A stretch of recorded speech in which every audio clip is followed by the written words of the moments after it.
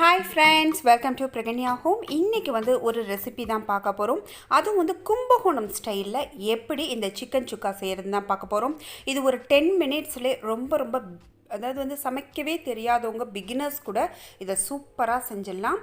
அதுக்கு இன்றைக்கி நான் ஒரு 1/2 kg அளவுக்கு சிக்கன் எடுத்திருக்கேன். இதுக்கு ஒரு 50 ml நல்லெண்ணெய் ஊற்றணும். நல்லெண்ணெயில் இந்த சிக்கன் சுக்கா செய்யும்போது ரொம்ப டேஸ்ட்டு சூப்பராக இருக்கும். ஸோ இதுக்கு மசாலான்னு ஒரு பிரியாணியில் 2 துண்டு கிராம்பு, 2 துண்டு பட்டை, ஒரு 1/4 டீஸ்பூன் அளவுக்கு பெருஞ்சீரக பவுட்ரு, இது எல்லாமே எண்ணெய் காஞ்சோன்னு போட்டுடணும்.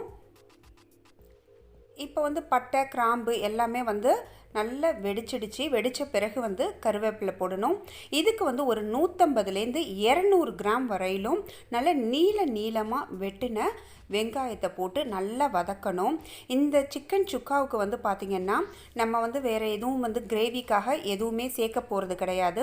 அதனால் கூடுதலாக வெங்காயம் சேர்த்தோன்னா ரொம்ப டேஸ்ட்டு நல்லாயிருக்கும். இதுக்கு மேலும் டேஸ்ட்டு கொடுக்கக்கூடியதுன்னு பார்த்திங்கன்னா இந்த காஞ்ச மிளகாய் தான். அது ஒரு 10 எடுத்துருக்கிறேன். 1/2 கிலோவுக்கு ஒரு 10 மிளகாய் போட்டிருந்தீங்கன்னா கரெக்டாக இருக்கும். அந்த மிளகாவெல்லாம் நல்ல சிசர் வச்சோ அல்லது கையாலையோ நல்ல சின்ன பீஸாக கட் பண்ணி போட்டுக்கணும். இந்த மிளகாய் இதில் வதங்கும் போதே ஒரு நல்ல மணம் வரும். இதுக்கு இஞ்சி பூண்டு விழுது 1 ஸ்பூன் சேர்த்துக்கணும். இப்போ இது எல்லாத்தையும் நல்லா வதக்கணும்.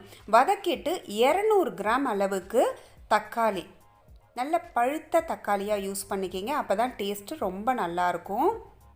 இப்போ இந்த காஞ்ச மிளகாய், வெங்காயம், தக்காளி எல்லாம் நல்லா வதங்கின பிறகு நம்ம சிக்கனை நல்லா வாஷ் பண்ணதை எடுத்து இதோடு சேர்த்து நல்லா பெரட்டணும்.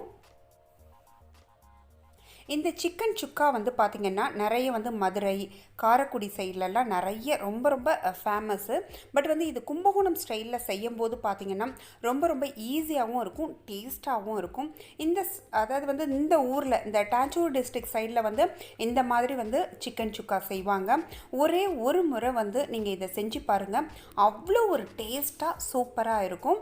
சிக்கனை போட்ட பிறகு அதில் 1/2 டீஸ்பூன் அளவுக்கு மிளகு, 1/2 டீஸ்பூன் அளவுக்கு ஜீரக பவுட்ரு, மஞ்சத்தூள், கரம் மசாலா சேர்த்துருக்கு, 1 ஸ்பூன் அளவுக்கு மல்லித்தூளும் 1/2 ஸ்பூன் அளவுக்கு மிளகாத்தூளும் சேர்த்துருக்கு. ஏன்னா நம்ம காரத்துக்கு ஏற்கனவே காஞ்ச மிளகாய் போட்டிருக்கோம், மிளகுத்தூள் சேர்த்துருக்கோம். மேலும் அதிகமாக நம்ம காரத்துக்கு மிளகாத்தூள் கொஞ்சம் சேர்த்தா போதும், அதிகமாக சேர்த்துடக்கூடாது, ஏன்னா அப்புறம் ரொம்ப காரம் அதிகமாகிடும். இப்போ நம்ம மசாலா பொருட்கள் எல்லாமே போட்டாச்சு. எல்லாத்தையும் போட்டு இந்த சிக்கனை ஒரு 5 மினிட்ஸ் நல்லா அந்த மசாலாலாம் சிக்கனில் ஏறுற லெவலுக்கு நல்லா பெரட்டி விடணும். இந்த சிக்கன் சுக்கா பார்த்திங்கன்னா உங்களுக்கு நான், ரோட்டி, ரசம் சாதம், சாம்பார் சாதம், தயிர் சாதம் இதோடெல்லாம் சாப்பிடும்போது ரொம்ப சூப்பராக இருக்கும். யூஸ்வலாக நீங்கள் 1 கப் ரைஸ் எடுக்கிறீங்கன்னா இந்த சிக்கன் சுக்காவை வச்சிங்கன்னா ஒரு 3-4 கப்பு எடுக்கிற லெவலுக்கு ரொம்பவே டேஸ்ட்டாக இருக்கும் இந்த சிக்கன் சுக்கா. பிகினர்ஸ் கூட இதை ரொம்ப பர்ஃபெக்டாக சீக்கிரமாக செஞ்சிடலாம். இப்போ இந்த சிக்கன் வேகணும், அதுக்காக கொஞ்சம் தண்ணி ஊற்றிருக்கு.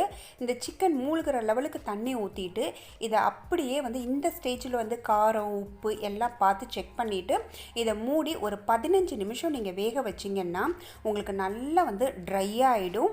அதுக்கு பிறகு நீங்கள் அதாவது உங்களுக்கு ட்ரை ஆகிடுச்சான்னு தெரியறதுக்கு பார்த்தீங்கன்னா இதில் ஊற்றிருக்கிற எண்ணெயெல்லாம் இது மாதிரி ஃபுல்லாக எண்ணெயெல்லாம் வந்துடும்.